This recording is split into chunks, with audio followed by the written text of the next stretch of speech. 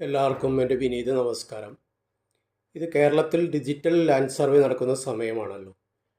പൊതുജനങ്ങൾക്ക് വളരെ ഉപകാരപ്രദമാകുന്ന ചില ചെറിയ അറിവുകൾ ചോദ്യോത്തര രൂപേണ തയ്യാറാക്കിയിരിക്കുന്ന ഒരു വീഡിയോ ആണ് ഇത്.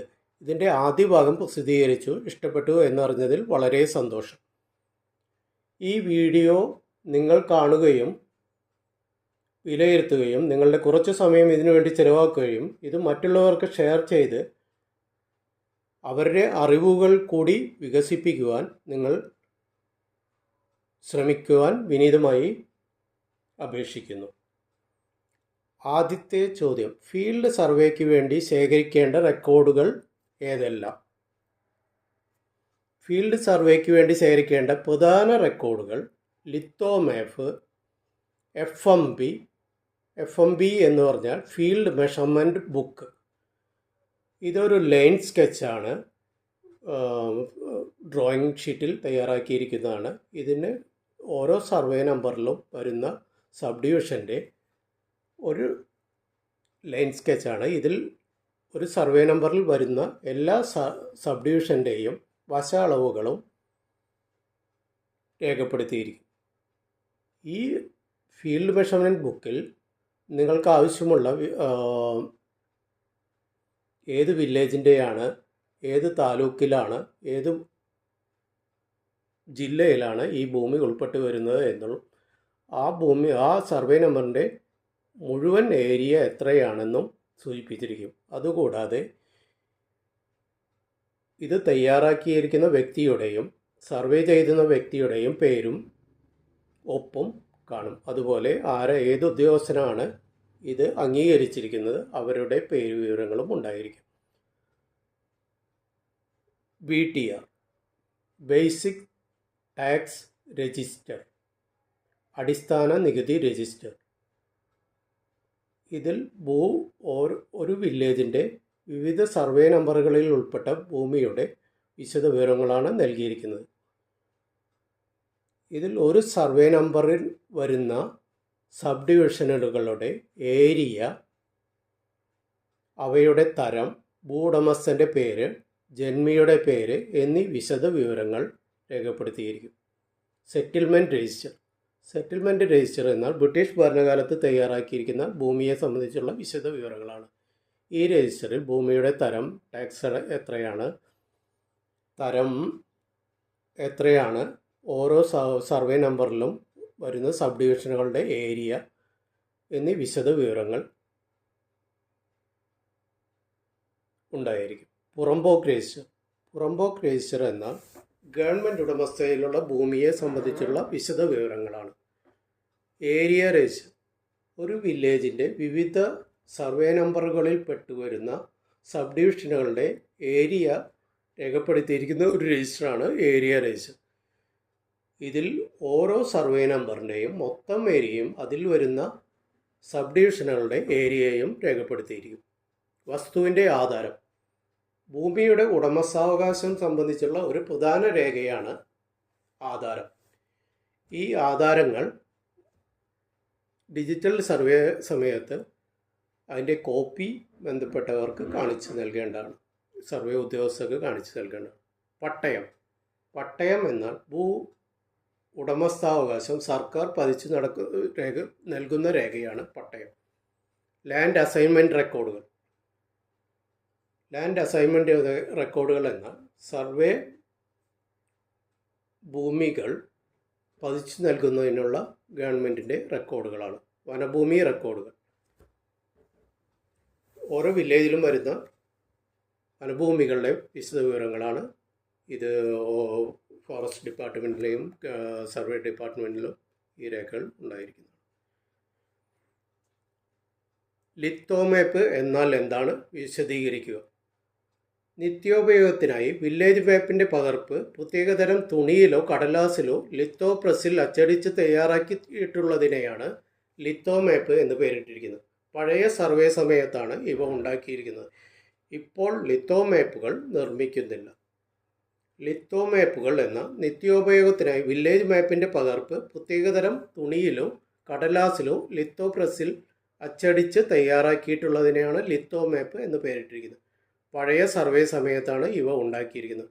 ഇപ്പോൾ ലിത്തോ മാപ്പുകൾ നിർമ്മിക്കുന്നില്ല. അടുത്ത ചോദ്യശകലത്തിലേക്ക് കടക്കാം. സർവേ അതിരടയാള നിയമം 1961 9(2) വകുപ്പ് പ്രസിദ്ധീകരിക്കുക എന്നാൽ എന്താണ് അർത്ഥമാക്കുന്നത്? സർവേ അടയാള നിയമം 1961 9(2) വകുപ്പ് പ്രസിദ്ധീകരിക്കുക എന്ന് പറഞ്ഞാൽ ഒരു വില്ലേജിൻ്റെയോ ബ്ലോക്കിൻ്റെയോ അളവുകൾ പൂർത്തിയാക്കുകയും റെക്കോർഡുകൾ സൂക്ഷ്മ പരിശോധന പൂർത്തീകരിക്കുകയും ചെയ്താൽ ആ സർവേയിൽ ഏതെങ്കിലും അതിർത്തി സംബന്ധിച്ച് യാതൊരു തർക്കവും സർവേ ഓഫീസറുടെ അറിവിൽ ഭൂ ഉടമസ്ഥർ പെടുത്തിയിട്ടില്ലെങ്കിൽ ആ അതിർത്തി തർക്കമറ്റതാണെന്ന് തീർച്ചപ്പെടുത്താനും രേഖപ്പെടുത്താനും സർവേ ഓഫീസർക്ക് അധികാരമുണ്ടായിരിക്കുന്നതാണ്. അതിർത്തി തർക്കമറ്റതാണെന്ന് സർവേ ഓഫീസർ എടുക്കുന്ന തീരുമാനം സംബന്ധിച്ച നോട്ടീസാണ് 9(2). ഈ നോട്ടീസ് ഗസറ്റിലോ 2 പ്രമുഖ ദിനപത്രങ്ങളിലോ പ്രസിദ്ധപ്പെടുത്തണം. 9(2) നോട്ടിഫിക്കേഷൻ പ്രസിദ്ധീകരിക്കുന്നത് survey superintendent, assistant director, survey director എന്നിവരുടെ നിർദ്ദേശാനുസരണം ഹെഡ് സർവേയർ ആണ്. ഒന്നുകൂടെ പറയാം.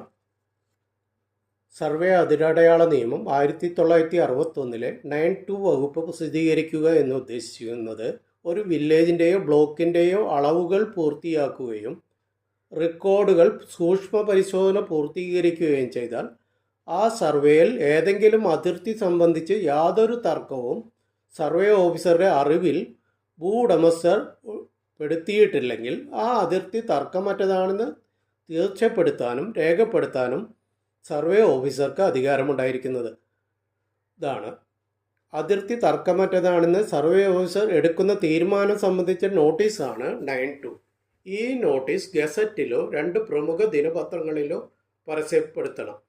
9(2) നോട്ടിഫിക്കേഷൻ പുറപ്പെടുവിക്കുന്നത് സർവേ സൂപ്രണ്ട്, അസിസ്റ്റന്റ് ഡയറക്ടർ എന്നിവരുടെ നിർദ്ദേശാനുസരണം ഹെഡ് സർവേയർ ആണ്. അടുത്ത ചോദ്യത്തിലേക്ക് കടക്കാം നമുക്ക്. സർവേ അതിരടയാള നിയമം 1961 13 വകുപ്പ് പ്രസിദ്ധീകരിക്കുക എന്നാൽ എന്താണ് അർത്ഥമാക്കുന്നത്? വിശദീകരിക്കുക. സർവേ അതിരടയാള നിയമം 1961 13 നോട്ടിഫിക്കേഷൻ പ്രസിദ്ധീകരിക്കുക എന്ന് പറഞ്ഞാൽ അതിർത്തി നിർണയത്തിൻ്റെ പൂർത്തീകരണം സംബന്ധിച്ച് സർവേ ഓഫീസർ ഗസറ്റത്തിൽ 13 നോട്ടിഫിക്കേഷൻ പരസ്യപ്പെടുത്തേണ്ടതും അപ്രകാരം പരസ്യപ്പെടുത്തിയത് സർവേ അതിരടയാള നിയമം 1961 14 വകുപ്പിലെ വ്യവസ്ഥകൾ പ്രകാരം ഒരു സിവിൽ കോടതി വിധി മൂലം ഭേദപ്പെടുത്താത്ത പക്ഷം ആ സർവേ റെക്കോർഡ് അതിർത്തികൾ നിർണയിച്ചതും രേഖപ്പെടുത്തിയതും ശരിയായി നിർണയിക്കുകയും രേഖപ്പെടുത്തുകയും ചെയ്തു എന്നുള്ളതിന് അനിഷേധ്യ തെളിവായിരിക്കുന്നതാണ്. ഒന്നുകൂടെ പറയാം. സർവേ അതിരടയാള നിയമം 1961 13 നോട്ടിഫിക്കേഷൻ എന്നാൽ അതിർത്തി നിർണയത്തിൻ്റെ പൂർത്തീകരണം സംബന്ധിച്ച് സർവേ ഓഫീസർ 13 നോട്ടിഫിക്കേഷൻ ഗസറ്റിൽ പരസ്യപ്പെടുത്തേണ്ടതും അപ്രകാരം പരസ്യപ്പെടുത്തിയത് സർവേ അതിരടയാള നിയമം 1961 14 വകുപ്പിലെ വ്യവസ്ഥകൾ പ്രകാരം ഒരു സിവിൽ കോടതി വിധി മൂലം ഭേദപ്പെടുത്താത്ത പക്ഷം ആ സർവേ റെക്കോർഡ് അതിർത്തികൾ നിർണയിച്ചതും രേഖപ്പെടുത്തിയതും ശരിയായി നിർണയിക്കുകയും രേഖപ്പെടുത്തുകയും ചെയ്തു എന്നുള്ളതിന് അനിഷേധ്യ തെളിവായിരിക്കുന്നതാണ്. അടുത്ത ചോദ്യത്തിലേക്ക് നമുക്ക് പ്രവേശിക്കാം. ഇതും വളരെ വിജ്ഞാനപ്രദമാണ്. സർവേക്ക് വേണ്ടി ഭൂ ഉടമസ്ഥരുടെ ഏതെല്ലാം രേഖകൾ പരിശോധിക്കണം? ഡിജിറ്റൽ സർവേ സമയത്ത് ഭൂ ഉടമസ്ഥർ അവരുടെ ഭൂമിയുടെ അതിരുകൾ കാട് വെട്ടി തെളിച്ച് സർവേ ഉദ്യോഗസ്ഥർക്ക് കാണിച്ചു കൊടുക്കേണ്ടും സ്ഥലത്തിൻ്റെ നികുതി അടച്ച രസീതും ആധാരവും പട്ടയമുണ്ടെങ്കിൽ പട്ടയവും എന്നീ രേഖകൾ പരിശോധനയ്ക്കായി നൽകേണ്ടതാണ്. സർവേക്ക് വേണ്ടി ഭൂ ഉടമസ്ഥരുടെ ഏതെല്ലാം രേഖകളെന്ന് ഒരു പ്രധാനപ്പെട്ട അറിവാണ്. ഭൂ ഉടമസ്ഥരുടെ ടാക്സ് അടച്ച രസീത്, അതിർത്തി വ്യക്തമായി കാണിച്ചു കൊടുക്കുക. അതിൻ്റെ അവിടേക്ക് സർവേക്ക് പോകാൻ ഉദ്യോഗസ്ഥർക്ക് കാട് വെട്ടിത്തെളിച്ച് വഴിയൊരുക്കി കൊടുക്കേണ്ടതാണ്. അതുപോലെ നികുതി അടച്ച രസീത് കയ്യിൽ കരുതേണ്ടതാണ്. ആധാരം കാണിച്ചു കൊടുക്കേണ്ടതാണ്. പട്ടയം ഉണ്ടെങ്കിൽ പട്ടയത്തിൻ്റെ കോപ്പിയും പട്ടയവും കാണിച്ചു കൊടുക്കേണ്ടതാണ്. ഈ അറിവുകൾ ഞാൻ സർവേ ചെയ്യുന്ന സമയത്ത് എനിക്ക് സർവേ ഡിപ്പാർട്ട്മെൻറ്റിൽ നിന്ന് ലഭിച്ച അറിവുകളുടെ അടിസ്ഥാനത്തിൽ തയ്യാറാക്കിയാണ്. ഇത് ഒരു ആധികാരികമായിട്ടുള്ള ഒരു ഇതല്ല. കൂടുതൽ വ്യക്തത വേണ്ടവർ അതാത് ഡിപ്പാർട്ട്മെൻറ്റുകളെ സമീപിക്കേണ്ടതാണ്. ഇതിൽ വിവരിച്ചിരിക്കുന്ന ചോദ്യങ്ങളും ഉത്തരങ്ങളും പൊതുജനങ്ങൾക്ക് ഡിജിറ്റൽ സർവേ സമയത്ത് വളരെ ഉപകാരപ്പെടുന്നതാണ്. ഈ വീഡിയോ കണ്ട് മറ്റുള്ളവർക്ക് കൂടി അവ ഉപകാരപ്പെടുവാൻ ഷെയർ ചെയ്യണമെന്ന് താല്പര്യപ്പെടുന്നു. ഈ വീഡിയോയുടെ 3-ാമത്തെ ഭാഗം പ്രസിദ്ധീകരിക്കുന്നതാണ്. നിങ്ങളേവരുടെയും വിലയേറിയ കുറച്ചു സമയം ഈ വീഡിയോ കണ്ട് ഷെയർ ചെയ്യുവാൻ താല്പര്യപ്പെടുന്നു. എല്ലാവർക്കും നന്ദി. വീഡിയോ കണ്ട് പരസ്പരം ഷെയർ ചെയ്ത് എല്ലാവരുടെയും അറിവുകൾ വർദ്ധിപ്പിക്കുവാൻ ശ്രമിക്കുമല്ലോ. എല്ലാവർക്കും ഒരിക്കൽ കൂടി നന്ദി പറഞ്ഞുകൊണ്ട് നിർത്തുന്നു.